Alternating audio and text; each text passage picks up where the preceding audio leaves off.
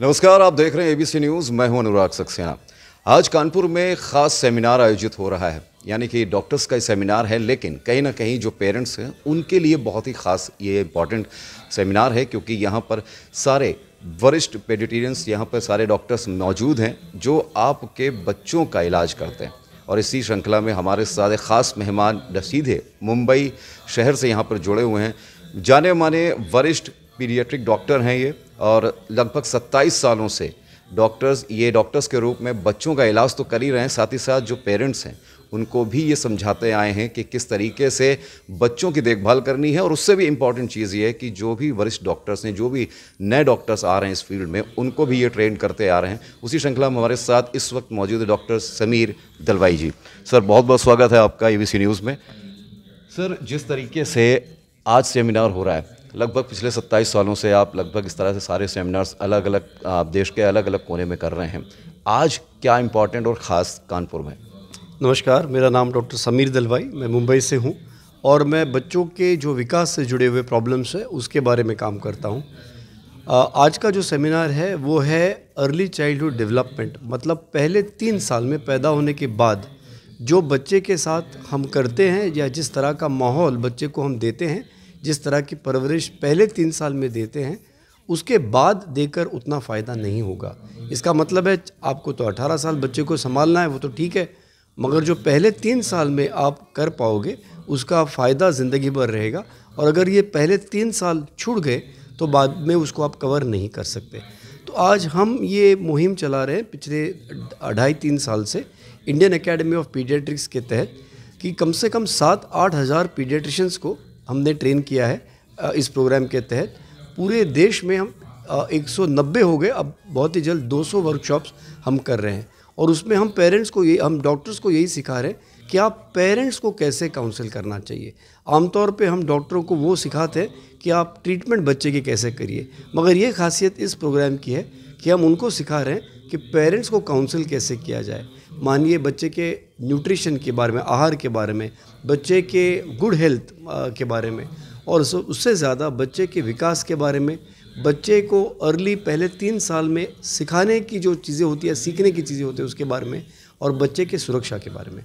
तो मैं समझता हूँ ये बहुत अच्छा काम हो रहा है और पेरेंट्स को और पूरे देश में बच्चों को उसका फ़ायदा ज़रूर होगा। सर, जिस तरीके से आप बता रहे हैं कि आप पेरेंट्स को भी ट्रेन करने की बात करते हैं डॉक्टर्स के थ्रू, तो कहीं ना कहीं जब बच्चों की बात हम करते हैं और बीमारियों की बात करते हैं, तो मुझे लगता है कि बच्चों से ज़्यादा ध्यान पेरेंटिंग्स पे देना चाहिए, गुड पेरेंटिंग के ऊपर बात करनी चाहिए। क्योंकि हमारा जो सोसाइटी है, सोसाइटी में बहुत सारे ऐसे बच्चे भी जो स्पेशल चाइल्ड कहलाते हैं, जो बहुत ही लेट रिएक्ट करते हैं, कभी कभी रिस्पॉन्स बहुत देर में करते हैं। ये किस तरह की बीमारी है और इसका क्या ट्रीटमेंट है, जो सोल्यूशन है? जब स्पेशल चाइल्ड कहते हैं, इसमें 2 तरह या 2 किस्म के बच्चे हो सकते हैं। एक जो है जिनको शारीरिक या फिज़िकल कोई प्रॉब्लम है, जैसे बच्चा चल नहीं सकता या बच्चा खड़ा नहीं रह सकता। और दूसरा एक प्रॉब्लम ये है कि जहाँ बच्चे की फ़िज़िकल ग्रोथ तो सही है, मगर जो मेंटल ग्रोथ होनी चाहिए वो सही तरीके से नहीं चल रही है। और उसमें हम देखते हैं कि सबसे बड़ा प्रॉब्लम जो निकल के आ रहा है वो है ऑटिज़म का।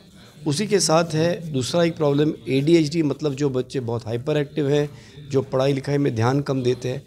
और तीसरा प्रॉब्लम है जो बच्चों को रीडिंग राइटिंग, पढ़ाई लिखाई, एक्चुअल रीडिंग और राइटिंग में डिफ़िकल्टी होती है। तो सर, जब हम बात करते हैं ऑटिज़म की बात करते हैं, तो बहुत सारे आपने बच्चों को ट्रीट किया है, लगभग 15,000 से ज़्यादा बच्चे आप ट्रीट करते हैं और डेली आप मुंबई में भी आप देखते हैं ऐसे बच्चों को। तो सबसे पहला रिएक्शन जो होता है पेरेंट्स का क्या होता है? क्योंकि कहीं ना कहीं जो एक एटमॉस्फेयर है, परिवार का भी एक बहुत बड़ी जिम्मेदारी होती है, रोल होता है ऐसे बच्चों को टैकल करने में। देखिए, अगर बच्चे में कोई फिज़िकल डिफेक्ट है तो उसे मान लेने में ज़्यादा मुश्किल नहीं होती पेरेंट्स को, मगर अगर बच्चा फिज़िकली परफेक्ट दिख रहा है और सिर्फ उसके बिहेवियर में, आचरण में कुछ दिक्कत है, बातचीत में कुछ दिक्कत है, तो लोग उसे मानना नहीं चाहते, क्योंकि दिखाई नहीं देता। हमें जो दिखाई देता है उस चीज़ को हम मान लेते हैं। इसलिए सबसे पहले तो होता है डिनायल कि ये तो मेरे बच्चे को तो हो ही नहीं सकता। दूसरी बात यह है कि ऑटिज़म का इतना बड़ा एक हवा बना के रखा हुआ है कि गलत ट्रीटमेंट्स की वजह से वो ठीक होता ही नहीं है, और ऐसे बताया गया है कि ये बच्चे ठीक हो ही नहीं सकते। तो अगर मेरे सामने ऐसी कोई बात है जो मैं सोचता हूँ कि ये अगर है मेरे बच्चे को तो ये बहुत ही बुरी बात है, और अगर उसका कोई इलाज मुझे दिखाई नहीं दे रहा है, तो ये जाहिर है कि मैं उस बात को मानने से इनकार करूँगा। इसलिए काफ़ी समय जाता है पेरेंट्स के इस इनकार में, डिनायल में, जिसके वजह से और ट्रीटमेंट थोड़ी सी लेट हो जाती है। लेकिन सर जब बात करते हैं बच्चों की यानी कि आपने कहा ना 3 साल के बच्चे तक जो हैं उनको बहुत संभालने की ज़रूरत होती है। सर ऐसा अमूमन देखने में आता है कि जो 3 साल के बच्चे हैं या 3-4 साल के बच्चे हैं, बहुत सारे ऐसे बच्चे होते हैं जो प्रॉपर डाइट नहीं लेते हैं, केवल दूध पर या दलिया पर डिपेंड रहते हैं। ऐसे बच्चों के लिए पेरेंट्स क्या करें? क्योंकि कहीं न कहीं बहुत बड़ी परेशानी होती है क्योंकि ओवरऑल ग्रोथ की अगर बात की जाए तो। अब इसमें भी 2 किस्म की प्रॉब्लम है। एक तो जिनके घर में खाना है ही नहीं, जो गरीबी से पीड़ित है, उनकी बात अब करने में मतलब है नहीं क्योंकि उनके घर में खाना नहीं है। दूसरे जिनके घर में बहुत ज़्यादा खाना है, बहुत ज़्यादा समय और कम बच्चे हैं। तो एक ही बच्चे के पीछे जब से बच्चा 7-8 महीने का नहीं हुआ तो पूरे माँ ही नहीं, पूरा खानदान बच्चे के पीछे लग जाता है, खाइए खाइए खाइए। अब बच्चा तो 6-7-8 महीने का है, कोई मैच्योर इंसान तो है नहीं। अगर कोई भी चीज़ आप बच्चे को फोर्स करेंगे और जब बच्चा नहीं खाना चाहता और तभी आप उसको फोर्स करेंगे तो उसके मन में एक घृणा सी हो जाती है उस चीज़ के बारे में। तो हम तो ये देखते हैं कि काफ़ी बच्चे ऐसे हैं कि 2 प्रॉब्लम्स हैं उनमें। एक तो वो फ्रस्ट्रेट हो चुके हैं क्योंकि हर दम उनके पीछे कोई ना कोई उन्हें फीड करने पे तुला हुआ है। दूसरा प्रॉब्लम ये है कि उनको कभी भूख इसका एहसास हुआ ही नहीं।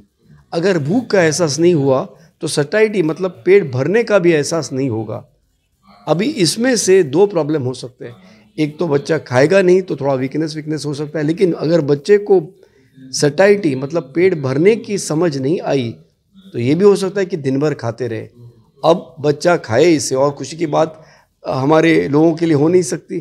तो और खाने के लिए आजकल नई फैशन है कि वो मोबाइल सामने रख देते हैं, उस पर यूट्यूब के वीडियोस चल रहे हैं और बच्चा खिलाए जा रहे हैं दादी जी नानी जी और बच्चा खा रहा है। और इससे हम देख रहे हैं कि कुपोषण से ज़्यादा हमें ओबेसिटी मतलब स्थूलता की तरफ हमारा पूरा देश नहीं पूरा जहां जा रहा है। और ये बच्चे बिल्कुल 3-4 साल में बिल्कुल उन पे मोटापा छा रहा है। और इन बच्चों को 19, 20, 30 की उम्र में ही हार्ट की बीमारियां, ब्लड प्रेशर की बीमारियां, डायबिटीज़, शुगर की बीमारियां ये बहुत ही जल्द हो रही हैं क्योंकि बहुत ही अर्ली फेज से उनका ओवर फीडिंग हो रहा है। तो मैं पेरेंट्स से ही कहूँगा, और हमारे गुरुजी है डॉक्टर आम्बेडकर, मुंबई में हमारे टीचर है, वो कहते हैं कि जब बच्चा पैदा होता है, जब माँ का दूध पी रहा है, क्या हम गिनते हैं कितना दूध पिया? बच्चे पे ही छोड़ते कि बच्चा समझे कि जब जितना भूख लगा है तो बच्चा रोएगा, दूध मांग लेगा, माँ दूध पिलाती है। जब बच्चा दूध पी के पेट भर गया, बच्चा छोड़ देता है दूध पीना, हम छोड़ देते हैं। फिर कुछ 2 घंटे के बाद भूख लगेगी तो बच्चा रोएगा, फिर हम दूध पिलाते हैं। तो अगर हम 2, 3, 4, 5 महीने के बच्चे के समझ पे हमें कॉन्फिडेंस है तो 2 साल के बच्चे के ब्रेन पे क्यों नहीं कॉन्फिडेंस है? तो बच्चा वही खाएगा जो उसे भूख लगी है। आपको इतना ही बताना है कि भैया खाना तो रखा है, आपको खाना है तो खा लो, नहीं खाना है तो आपकी मर्जी। ऐसा कौन है जो भूख लगने पे नहीं खाएगा?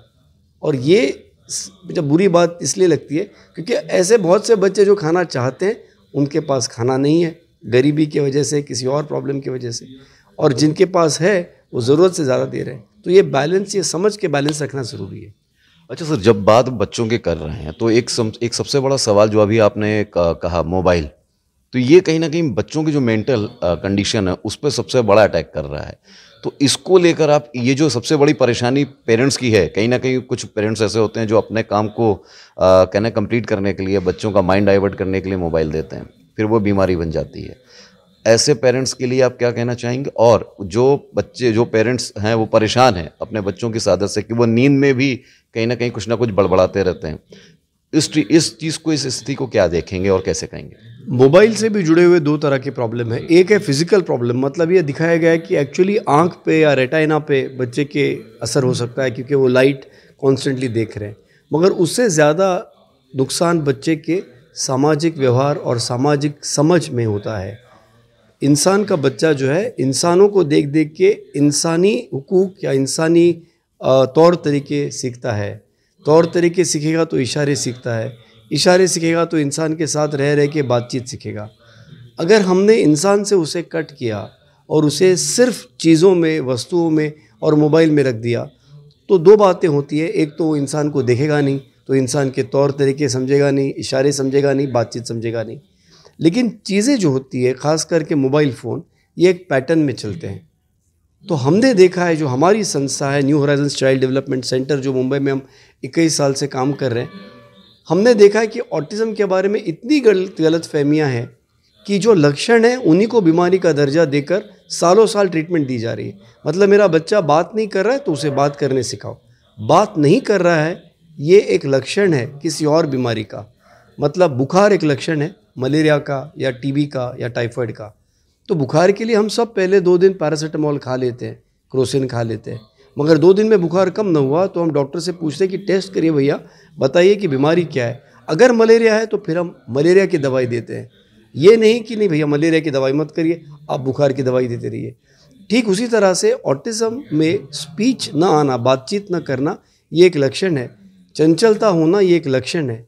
आप कहेंगे कि भाई मूलभूत कारण है, इस पे काम मत करिए, आप सिर्फ बच्चे से बतियाइए या बातें कराइए या बच्चे को एक जगह बैठने के लिए करिए, तो ये गलतफहमी है। हमने हमारे रिसर्च में न्यू होराइजन्स में ये देखा है कि मूलभूत प्रॉब्लम जो ऑटिज़म में है, जिसके वजह से ये सब लक्षण आते हैं, वो मूलभूत प्रॉब्लम को हमने एक हिंदी में या मराठी में एक नाम दिया है, और वो नाम है अति वस्तु मग्नता और कम मनुष्य मग्नता।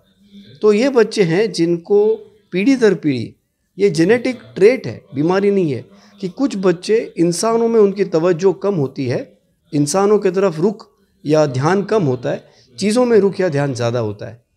ये चीज़ें हज़ारों साल से चली आ रही है, मगर 50 साल पहले या 30 साल पहले भी इन बच्चों के घर में इतने लोग थे, उसको कोई अकेला छोड़ता नहीं था। तो भले उसको लोगों की तलब ज़्यादा नहीं हो, आरजू ज़्यादा नहीं हो, लेकिन घर में चाची, मासी, खाला, बुआ, कोई ना कोई आके बच्चे से इंटरेक्ट करते थे। तो बच्चे में कमी थी इंटरेक्शन की, मगर घर में उसको इतना इंटरेक्शन मिलता था कि वो ऑटोमेटिकली उसे पिकअप करता था। और दूसरी बात, चीज़ें घर में थी नहीं। अभी बचपन में एक बैट पूरे मोहल्ले में एक बैट बॉल होता था, कहाँ चीज़ें थी। लेकिन अब पिछले 10 सालों से ये एक जो चीज़ है जिस पे आप ये रिकॉर्ड कर रहे हो, मोबाइल, ये एक चीज़ों ने सिर्फ इंसानों को नहीं, दूसरी चीज़ों को भी कट किया है। क्योंकि बैट और बॉल के साथ आपको तो 10-12 बच्चे, लड़के भी चाहिए ना, लोग भी चाहिए खेलने के लिए। अब ये आप लेके बैठो तो आपको किसी की ज़रूरत ही नहीं है। तो जो वस्तु मग्नता की जो जीन थी वो बहुत ज़्यादा बढ़ाई रही है, हम बढ़ा रहे हैं। ठीक उसी तरह से डायबिटीज़ की जीन होती है, हम मीठा खिलाएंगे तो आदमी को डायबिटीज़ जल्दी हो जाता है। ठीक इसी तरह जिनको वस्तु मग्नता की जीन थी, उनको हमने सिर्फ वस्तु दिए और इंसान कम कर दिए, इसलिए उनका रुख इंसानों में और कम हो गया और चीज़ों में बढ़ गया। इससे 2 नुकसान होते हैं। एक तो यह है कि इंसानों में रुख कम होने से वो देख देख के इंसान के तौर तरीके सीखता नहीं, तौर तरीके सीखा नहीं तो 9-10 महीने में इशारे करने होते हैं, वो सीखेगा नहीं। इशारे नहीं सीखेगा तो साल भर में बच्चा जो बातचीत सीखता है उसके बाद वो नहीं सीख पाएगा, और 2-3 साल बात करने के बाद जो रीडिंग राइटिंग करते हैं वो कर नहीं पाएगा। तो ये हुए एक टाइप के लक्षण, क्योंकि बच्चे की तवज्जो इंसानों में नहीं थी। दूसरे टाइप ऑफ लक्षण ये है कि चीज़ों में बहुत ज़्यादा तवज्जो होने की वजह से हम देखते हैं कि हर चीज़ या तो एक पैटर्न में बनी है या एक पैटर्न में चलती है। ये बच्चे पैटर्न उस्ताद बन जाते हैं और बिना समझे कि लोग क्या चाहते हैं, मम्मी क्या चाहती है, डैडी क्या चाहते हैं, मैं इस वक्त मैंने मासी के साथ क्या करना चाहिए, चाची के साथ क्या करना चाहिए, ये सीखते ही नहीं। मगर उसी पैटर्न में जिसके वो आदी है, जिसके उस्ताद है, वही पैटर्न हर जगह करते रहते हैं। और इसीलिए हम देख रहे हैं कि ऑटिज़म बन रहा है, ऑटिज़म बच्चों में डेवलप हो रहा है, क्योंकि हम लोगों के साथ इंटरेक्शन कम कर रहे हैं और वस्तुओं का बहुत ज़्यादा भंडार दे रहे हैं बच्चों को। लेकिन गनीमत की बात यह है कि जो ट्रीटमेंट के नाम पे जो बच्चे को दिया जा रहा है, जो वेरियस थेरेपीज़, जो आजकल मैं बहुत कानपुर में भी मैं हैरान था देख के कि हम बच्चों को जो थेरेपियाँ दे रहे हैं वो रेपिटेटिव थेरेपी है। मतलब हम भी पैटर्न सिखा रहे हैं बच्चों को। अब तो ये ऐसी बात हुई कि जिसको डायबिटीज़ है उसको आप मीठा खिलाओगे तो खाने वाला भी खुश, खिलाने वाला भी खुश, लेकिन डायबिटीज़ बढ़ जाएगा। तो जो वस्तुमग्न इंसान है, जो पैटर्न मग्न बच्चा है, उसे आप पैटर्न की थेरेपियाँ दोगे, मम्मा बोलो, मम्मा बोलो, मम्मा बोलो, से गुड मॉर्निंग, से गुड मॉर्निंग, से गुड मॉर्निंग, बच्चा रिपीट करेगा क्योंकि उसे पैटर्न कॉपी करने की बीमारी है। तो गुड मॉर्निंग बोलने से ये बच्चा अब बात कर रहा है, नॉर्मल हो रहा है, ऐसी गलत फहमी न रखना, क्योंकि वो गुड मॉर्निंग सुबह भी बोलेगा, दोपहर को भी बोलेगा, रात को भी बोलेगा। मगर ये जब आप आपके डॉक्टर को बताओगे कि ये तो दिन भर गुड मॉर्निंग बोल रहा है, तो अगर आपको बताया गया कि ये तो ऑटिज़म है, कम से कम दिन में एक बार तो बोल रहा है, तो ये गलत फहमी है। ये गलत फहमी इसलिए है कि ट्रीटमेंट का ज़रिया गलत है। आप ट्रीटमेंट पैटर्न से या रेपिटेशन से करा रहे हो, जिसमें जो बीमारी है उसी का फ़ायदा उठा के आप दिखा रहे हो कि सुधार है, वो सुधार नहीं है, बिगाड़ है। आपको ये करना चाहिए कि बच्चे की सारी चीज़ें, सबसे पहले ये जो मोबाइल है और जो ढेर सारे टॉयज़ और गेम्स और shape sorting, colour mapping, puzzles जो आप लेके आते हैं, उसको सबको हटाइए और बच्चे के सामने खुद बैठ जाइए। और बच्चे की तवज्जो आपके पास आने के लिए आपको प्रोफेसर, सीईओ या डॉक्टर नहीं बनना है, आपको जोकर बनना है। और अगर आप जोकर बन के बच्चे के साथ सामने सामने बैठ के खेलोगे, मस्ती करोगे, उसे गोदी लोगे, उसे हग करोगे, उसे किस करोगे, उसे गुदगुदी करोगे, तो बच्चा आपको देखकर आकर्षित ज़रूर होगा। और ये करने से आहिस्ता आहिस्ता पहले मम्मी डैडी ने, माँ बाप ने करना चाहिए, फिर दादी दादा ने करना चाहिए, नाना नानी ने करना चाहिए, उसके बाद मासी ने करना चाहिए, बुआ ने करना चाहिए, चाची ने करना चाहिए, उसके बाद जो दूर के रिश्तेदार हैं हमारे उन्होंने करना चाहिए, उसके बाद समाज में होना चाहिए, उसके बाद फिर स्कूल में होना चाहिए। और अगर ये हम करेंगे तो हमारा अनुभव न्यू होराइजन्स में ये है कि बहुत ज़्यादा बच्चों में इम्प्रूवमेंट आ रही है, बिना ये रेपिटेटिव थेरेपीज़, बिना ये हज़ारों लाखों रुपए का खर्चा या दवाइयाँ किए बगैर। तो मूलभूत इसमें प्रश्न ये है कि बच्चों के लिए हम चीज़ों से भंडार हुआ, भरा हुआ एक एनवायरनमेंट क्रिएट कर रहे हैं, तो जाहिर है कि वो ज़्यादा पैटर्न होंगे। और अगर उसी में घुसे हुए हैं और इंसानों से तवज्जो नहीं है, इंसानों से बातचीत नहीं है या इंटरेक्शन नहीं है, तो इंसानों के तरफ उनका रुख कम हो जाएगा और हम इसे आज ऑटिज़म के तौर पे देख रहे हैं। तो सबसे इम्पॉर्टेंट चीज़ है कि आपके बच्चे को खासकर 3 साल के पहले आपके समय की ही नहीं, समय मतलब हम देखते हैं, हम समय तो हम देते हैं, हम भी मोबाइल पे, बच्चा भी मोबाइल पे, ऐसा वाला समय नहीं, ऐसे आमने सामने आपके साथ कुछ मैं हंसी मजाक करूं, आपको मैं हंसाऊं, आपको मैं हक करूं, किस करूं, बच्चे को मैं हंसाऊं और बच्चे को मेरी तरफ मैं आकर्षित करूं। अब जो आप जिस तरीके से मेरे तरफ देख रहे हो, सिर्फ आई कांटेक्ट ही नहीं है, आप स्माइल कर रहे हो, आप मुड़े हुए हो, तो आपका एक एंगेजमेंट मेरे साथ हो रहा है। तो ये जो इंसानी एंगेजमेंट करना मुश्किल नहीं है, मगर हम सोचते हैं कि बच्चे के सामने वो टॉयज़ रखेंगे, मोबाइल रखेंगे, कुछ आईफोन पे देंगे या कुछ लैपटॉप पे देंगे, ऐप्स देंगे, तो बच्चा वहाँ देख रहा है, मेरे तरफ नहीं देख रहा है। तो हमको वो कट करना चाहिए और बच्चे का डायरेक्ट सीधा सीधा ताल्लुक, तवज्जो हमारी तरफ हो, ऐसा काम करना चाहिए। सर, जिस तरीके से आपने कहा कि बच्चों का इंटरेक्शन होना चाहिए और बच्चों को कहता है ना कि ह्यूमन टच की बहुत ज़रूरत होती है। एक चीज़ और देखने को मिलती है कि बहुत सारे लोग, बहुत सारे पेरेंट्स ये चाहते हैं कि मेरा बच्चा जो है वो बचपन से ही नॉलेजेबल हो जाए। बहुत सारी चीज़ों को वो सिखाने की कोशिश करते हैं, चाहे वो फ्लैक्स हो या बहुत सारी चीज़ें, जैसे आपने कहा कि इन चीज़ों को दूर करें। और वो बड़े खुश होते हैं जब उनके बच्चे को लाइमलाइट मिलती है या उनके बच्चे की प्रशंसा होती है कि अरे आपके बच्चे को तो इस उम्र में ये सब आता है। तो कहीं ना कहीं आपको नहीं लगता कि ये भी उस बच्चे की मेंटल हेल्थ को कहीं ना कहीं परेशान करने की कोशिश करता है? ये मेंटल हेल्थ से ज़्यादा सामाजिक हेल्थ और देश के लिए, मैं कहूँगा पूरी दुनिया के लिए सबसे बड़ा खतरा है कि हम बच्चे को नॉलेज देना चाहते हैं, लेकिन नॉलेज 2 टाइप का होता है। एक है नॉलेज वस्तुओं का, चीज़ों का, पैटर्न्स का, जैसे गणित है या इंग्लिश लिटरेचर है कहिए, या जो मतलब लिटरेचर में नहीं कहूँगा, मगर जो रिपीटिशन पोएम बोलना है या शेक्सपियर रट्टा लगा के बोलना है या कोई मैथ्स फार्मूला करना है, ये हो गया पैटर्न बेस्ड नॉलेज। दूसरा नॉलेज हो गया चाची के साथ कैसे बिहेव करो, मासी के साथ कैसे करो। एक चाची, मैं हमेशा कहता हूँ, एक चाची थोड़ी सी खड़ूस है तो उसके साथ ज़रा संभल के रहना चाहिए। दूसरी चाची तो बिल्कुल चिल्ड आउट है, तो उसके गले में हाथ डालो, जो चाहिए घर से उठा के खा लो, कोई प्रॉब्लम नहीं। लेकिन जैसे ही वो खड़ूस चाची आएगी, हमको शांत बैठना है। ये समझ अगर चाची, मासी, बुआ, मामी, खाला, फूफी इनके साथ नहीं आया, कभी नहीं आएगा या कम आएगा। और आज हम देखते हैं कि इस पीढ़ी के जो भारतीय हैं लोग, अमेरिका हो या यूरोप में हो, सबसे बड़े बड़े कंपनीज़ में वो सीईओ हैं। मैं नाम नहीं लूँगा, हम सभी जानते हैं, ऐसे बड़े बड़े ऑफिसर्स सब टॉप कंपनीज में अमेरिका में इंडियंस हैं। किस लिए?